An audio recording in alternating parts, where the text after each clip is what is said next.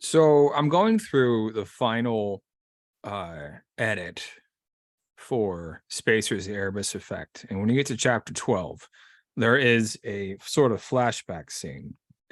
And I'm reading this, and you've got what, 5 characters? You've got the captain, you've got a guy named Yuri, who's a seasoned cop. You have someone named Cotswold, who's also a seasoned cop. You have Janet and Alyssa. Janet and Alyssa are the newbies. Cotswold and Yuri are the seasoned ones, and the captain's in charge.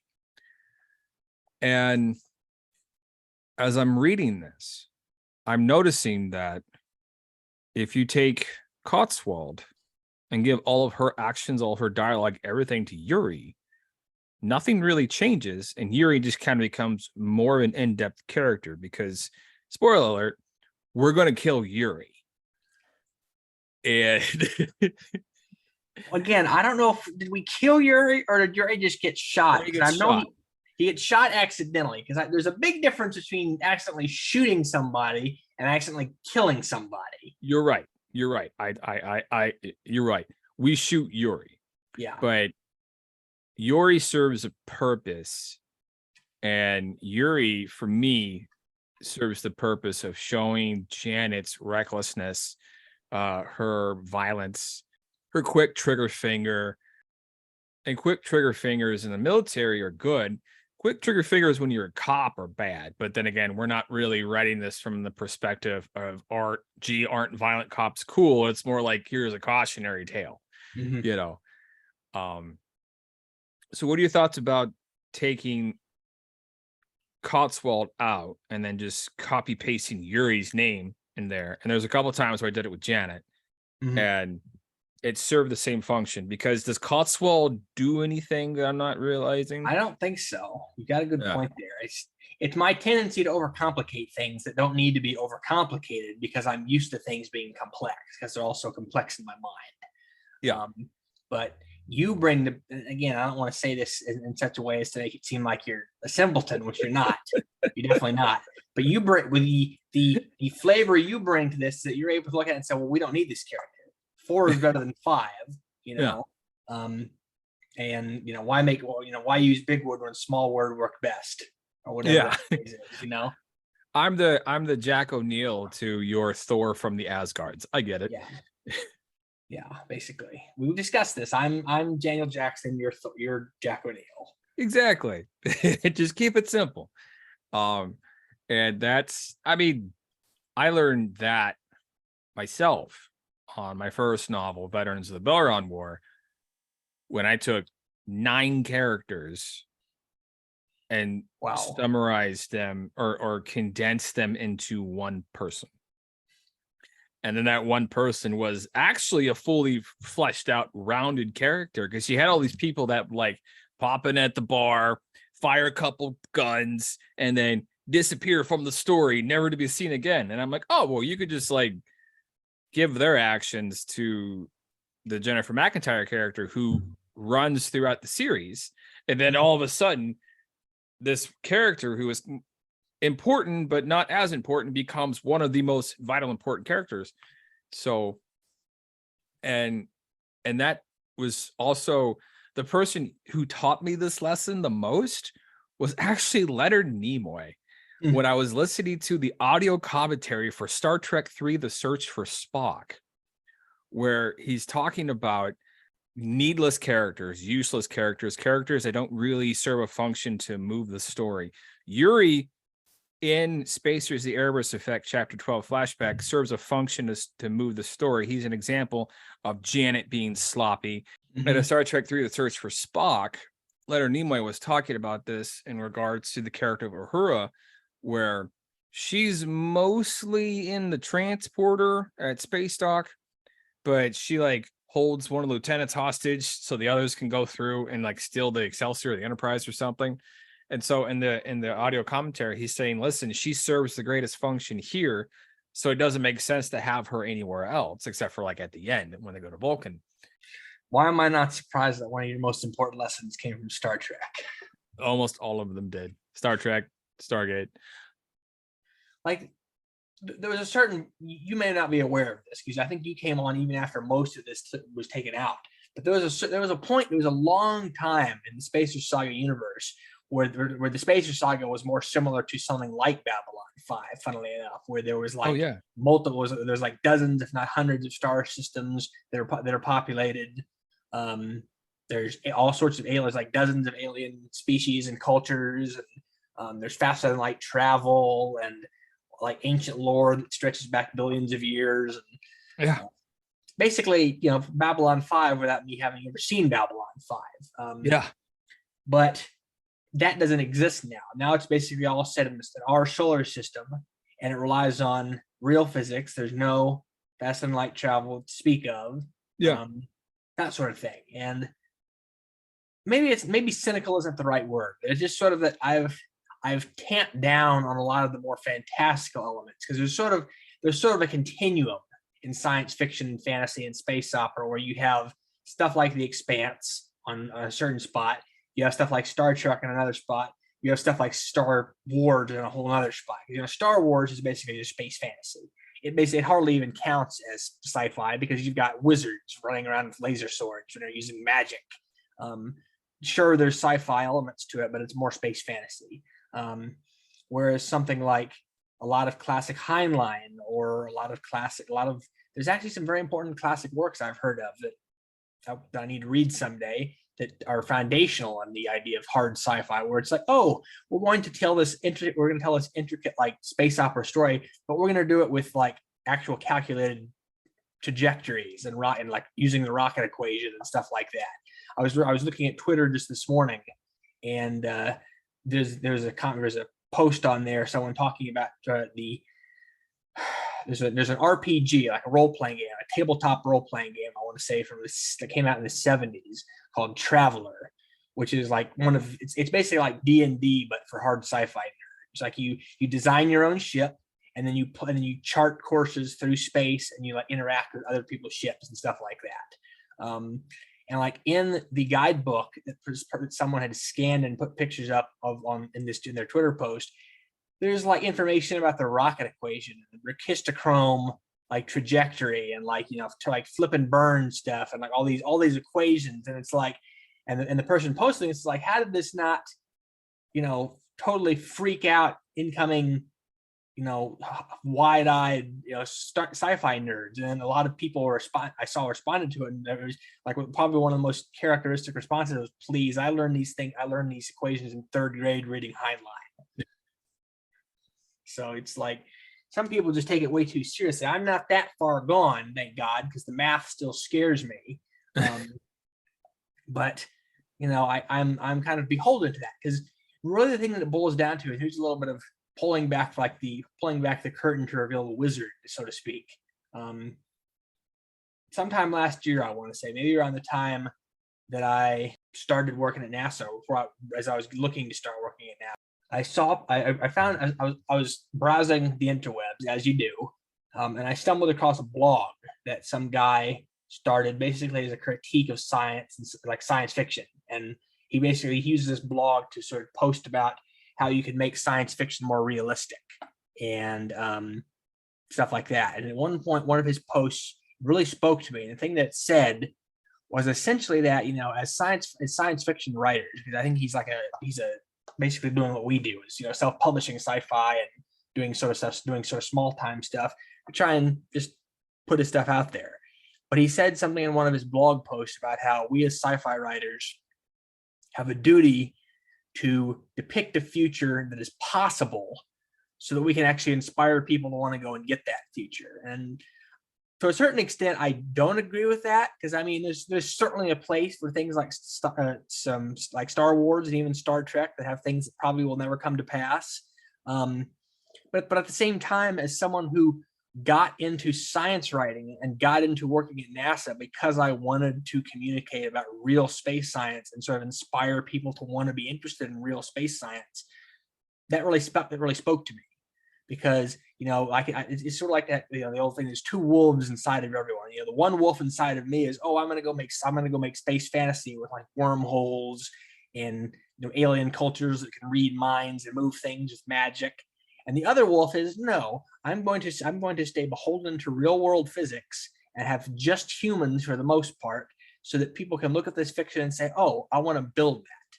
There's a post I found, again, I think yesterday while I was on Twitter, of a piece of art that someone had did on probably like a Wacom tablet or Wacom tablet, or like, Procreate or whatever, where it's a city. It's not really even a city. It's like farmland.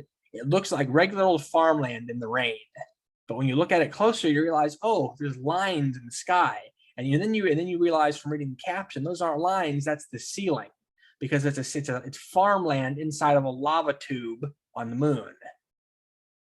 And looking at stuff like that, I even commented on the person's post on the person's tweet and said, things like this are what inspire me to want to communicate science, because it shows that it's not just something cool to do, but it actually has an end goal, and that end goal never really ends, because you're continually trying to build something more.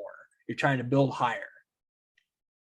So having the lore of a science fiction universe reflect real life as best we can seems to be really important for you. Yeah, and I'll say that with caveats, a lot of caveats. Really, it's kind of like this. And I'll actually tell you, I'll reveal some secrets about me that you will probably roll your eyes or like shake your fist at me for. I've had some, what was it? What would you say? Some rumblings in my mind this week of wanting to change the lore again, which I haven't done. If anything, I actually need to go into the lore timeline and change it back, because I did try and shave 50 years off, not from stuff we've actually done, stuff we haven't recorded about yet. But I decided against it, mainly because we've already got some reference material out that has stuff with 2389 on it. That's one of the beauties of like commissioning a $300 map that has the year 2389 on it. You kind of become beholden to that year. Yeah, we're kind of cementing it in stone a little bit now. But I mean, the reason I was doing it is a big part of it was because of the residency, stuff we talked about in the residency. There's specifically, there was one of the people who talked to us in the residency is an actual sci-fi writer. Sarah Pinsker. Sounds familiar, but I haven't had the pleasure. Yeah, you should look her up. She's got some cool stuff. But she's relatively new. She's newer. I think she's emerged more in recent years. But yeah, she seems pretty good. But she was telling us about how she usually only deals with near-term future, like the case in point is a story that we'll probably get to discuss at some point later on tonight, or maybe further in this episode, about which is set only like 5 or 6 years in the future. Sure. The basic trope is 5 minutes into the future which it seems tangible because we can actually reach out and touch it. And there's all sorts of different ways you can mess with this. It's just like messing with alternate history. You can do really wacky near-term futures, but you can also do near-term futures that only diverge a little bit. Sure. Near-term futures that feel like they could be just a plain old extrapolation of the way things are. The case of the story in question that I mentioned a minute ago is basically, the way I would pitch it is that it's an extrapolation of what the whole AI set scenario may be in 5 years' time. Okay. Like where we may be in the real year of darkness 2029. Where do you think we're going to be in the year of darkness 2029? That's when Skynet takes over, right? Well, that's when the future scenarios of the Terminator films are. Yeah, that's when Skynet takes over. Skynet takes over in 1997. Oh, okay. That's when Judgment Day is, according to the second movie. It is. Yeah, it depends on which one you watch. Yeah, but 2029 is the year. 2029 is the year from which they send back the Terminator. And right. There's a cool Terminator theory I want to talk to you about, but we'll circle back to that. Well, funnily enough, I actually got the idea for this story from one of our sessions in the residency. We were talking about where AI may go. Mm-hmm. And someone was talking about how, we're doing a roundtable on AI, and we were talking about, what may be some of the outcomes of this whole AI trend as it continues to develop and accelerate and so on. And someone pointed out, well, with AI things like Chat GPT and so on starting to write news stories, fact checker may become the number one new job in the country. And I basically hopped right on my phone and wrote that down as a story idea. Because it's like, imagine if like the next big job in tech is fact checker. Because, anytime something happens or even doesn't happen, that's the part of the problem. AI writes a story, right? Starts spoofing out stories about it to capitalize on people's clickbait trends. But AI is fallible because it's learning based on information that is not always accurate, and it sometimes just gets things wrong. So you're pushing out stories into the world that may be totally fallacious or partially fallacious. It doesn't really matter. Either way, it's dangerous. Because it just, from what I understand, it's not like how a human can generate a new concept. It just it learns takes from stuff that's been put into it. just recycles and kind of regurgitates things that came before. And from what I've heard, you've got AI art that is scraping from previously established AI art. So it's just kind of eating itself, and it's two things mixed together. It's basically simulacra and simulation, the John Baudrillard thing, which is like, it's literally the book that Neo picks up that he has hollowed out to hide his his illegal data chips or whatever at the start of the Matrix. Like I think it's John Baudrillard. It's very much referenced in the Matrix, because simulacra and simulation is one of the things. It's like a keystone text of simulation theory and postmodernism and all that stuff. The other thing is Philip K. Dick. And anyone who's ever read Philip K. Dick, anything from Man in the High Castle to Android's Dream of Electric Sheep to Ubik to all these things, his whole shtick was, what if we can't tell what is real and what if it doesn't matter? And that's basically what I'm speculating in this story, which I'm tentatively calling Checked Out, because it's basically its main character is a fact checker, and basically what happens is he's a fact checker who's like trying to get his master's degree so that he can like get a better paying job as a fact checker in the company that he works in, because it's basically it's a no frills job. It's it pays for a decent apartment when most it's like there's a line in there I threw in about how most real estate is owned by the same corporations who are running the fact checking businesses. It's just kind of it's not quite a nightmare future, but it's a future that would probably give some people nightmares. I mean, it sounds like the worst possible real estate market like ever. Like, well, because like there's a lot going on. In fact, I won't get into all the details now because we'll probably be able to devote a whole episode to this when it comes time for this story to be released. Oh, please do. Let's go down this rabbit hole. Yeah. Well, I mean, the inciting incident is Virgil. That's the guy's name, Virgil. Virgil Sneed.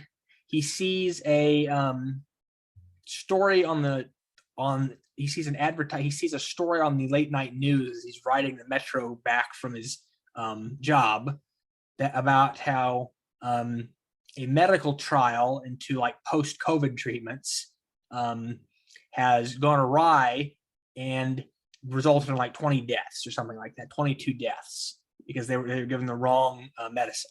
And he realizes, our company code zeroed, and I'll explain that in a second. We code zeroed a story about that a couple weeks ago, and this is what was going on. They're trying to get because basically what code zeroing, and that's like explaining the story. A code zero is Infotech. That's the corporation he works for. Mm-hmm. It's their like internal code for, we're going to fudge the details of the story we're supposed to be fact checking to shield the corporation who may stand to gain from this story or stand to be hurt from this story from repercussions. Sure. So that's the central the blue chip, so to speak, the central thread of this story. It's not only what if fact checker was the number one new job in America, but what if you can't trust the fact checkers because they're paid for by the same people who are paying for the AI to fuck things up. So it's literally a question of what happens when you can't trust reality, because the people who are in charge of fact checking reality sometimes have a vested interest in changing those facts to suit their own financial interests. That's like somebody fact checking Elon Musk on Twitter. Yeah, well, no, it's not like someone fact checking Elon. It's like someone. Imagine there was there was a corporation founded to fact check Twitter, because I don't know if you've been on Twitter recently. There's actually a thing on there now where I've actually seen it, where it's like, users added context. Like if there's a tweet that comes out that gets popular and becomes incendiary, sometimes people will like comment on it, and then it will become selected, and they'll like put a little message on the actual, like right on the head, right under the tweet that you can see on before you even click on it, that says, oh, this was inaccurate, or oh, users added context to explain this a little bit better. So they're trying to nip some of the inaccuracy and fallacy speaking and stuff in the bud. But imagine that became a job, and then imagine that job could be bought and paid for sometimes. So imagine someone was supposed the company that was supposed to fact check Elon Musk was paid for by Elon Musk. Do you see the problem here? And the real estate thing, you're not really far off from the like you own it. It's all supposed to be recognizable, because that's basically the way the real estate is now. You look at Indianapolis, like I spoke to my real estate agent about this sort of thing. It was last year, and she said in 2021, all like new 40%. It was 13% of all new real estate purchases were done by like major conglomerates like BlackRock and things like that. Yep. And it's only going to go up. Yeah. And so, you and I are good because we're both homeowners. I've got a home in Indiana. I don't intend to stay in Indiana. But you've got a home in Indiana. That's true. It's good to have a home base. Yes, that's true.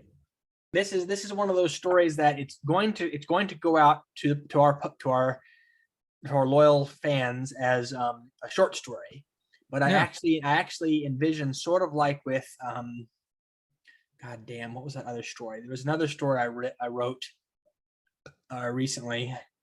Epitaph for Biped. Even the one we recorded. I actually deleted the recording in BTW because you have a good mic now. And makes sense. We can do it good. We can do it again for real. Yeah. But yeah, the thing about Epitaph for Bipeds is it could stand on its own as a short story. But I think I intend to, and you even pointed out that it probably needs to be fleshed out into a full novel, if not maybe like a small like series of stories. Well, kind of like how Erebus. It's a lean 60,000 words where it's at. Yeah, it's less than 60,000. Yeah, it's pretty lean, and as I go through it now in this final pass, because I had to so I had to redo some stuff. Because what I was doing before, and this is peeling the veil back to look at the wizard, or however you said it. Yeah. I was taking it and copy pasting the chapters and creating blog posts to get them locked and ready to go for next year.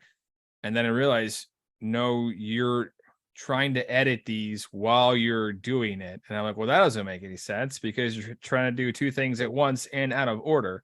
And so I'm like, oh, we'll just, and I had too many different versions and variables. And I'm like, well, fuck it. We're going to delete all that and just go back to the document, the master document on the Google Share Drive.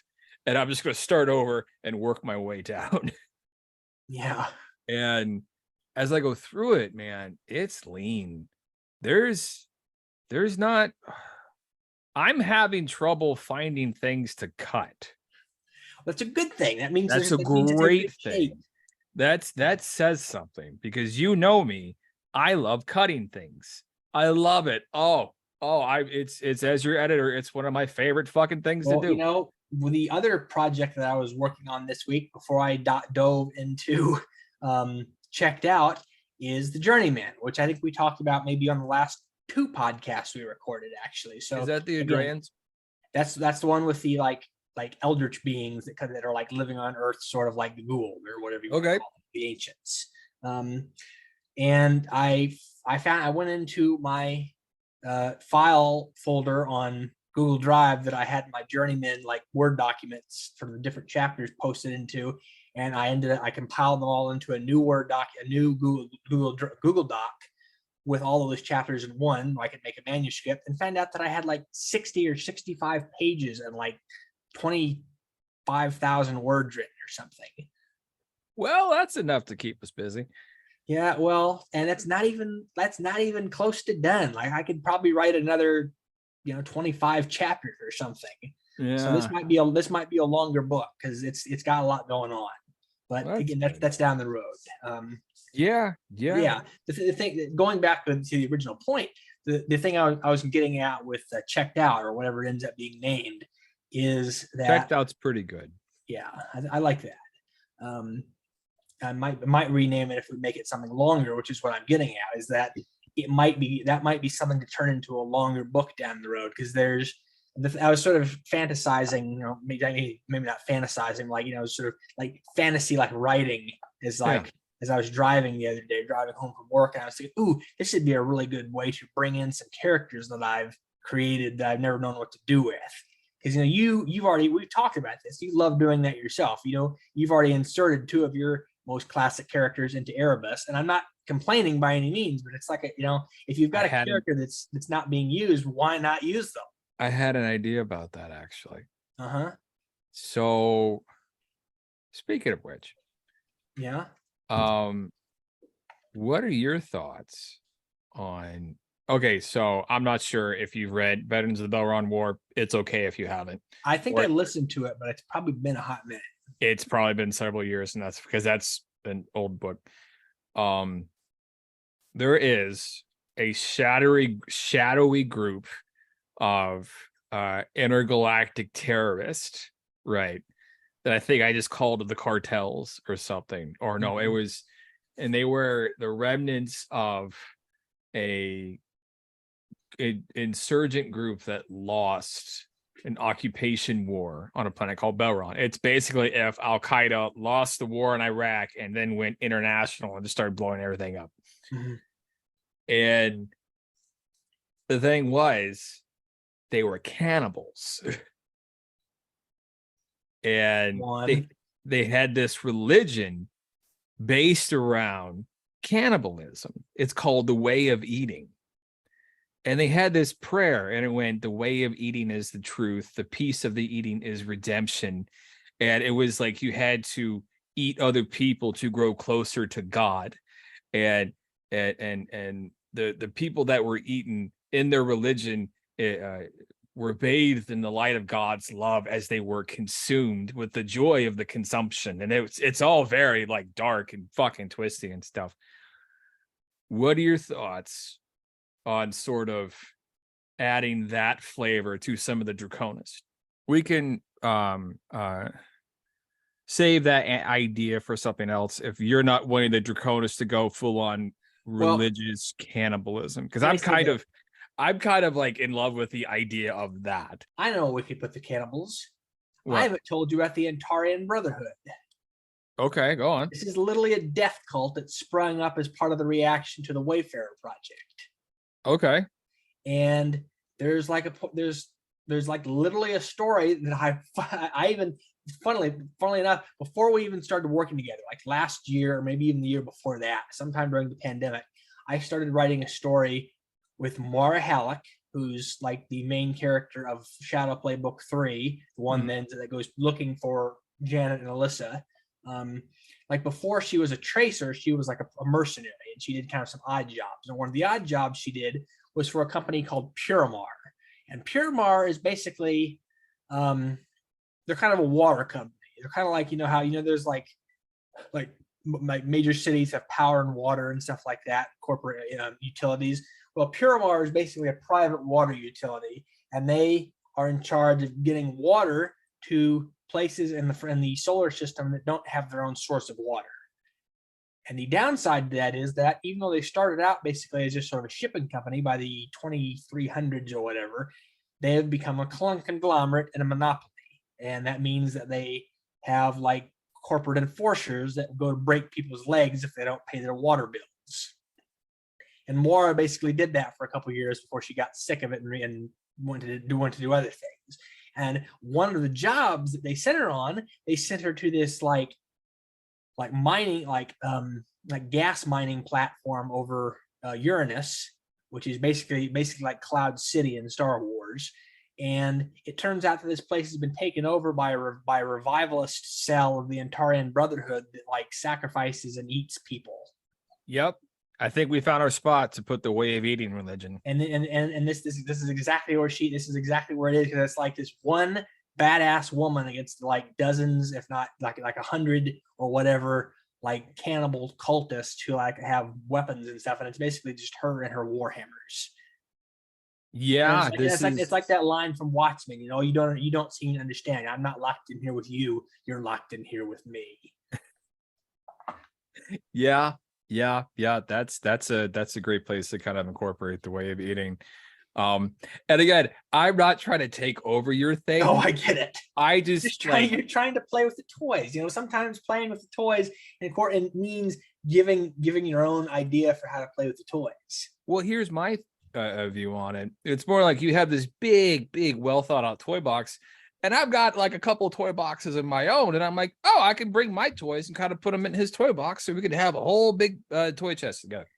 And so we're gonna close it down here for the Blanket Fortress of Solitude. I am Derwin, and I am Nick, and we will see you next Monday morning at 0700 for episode 100.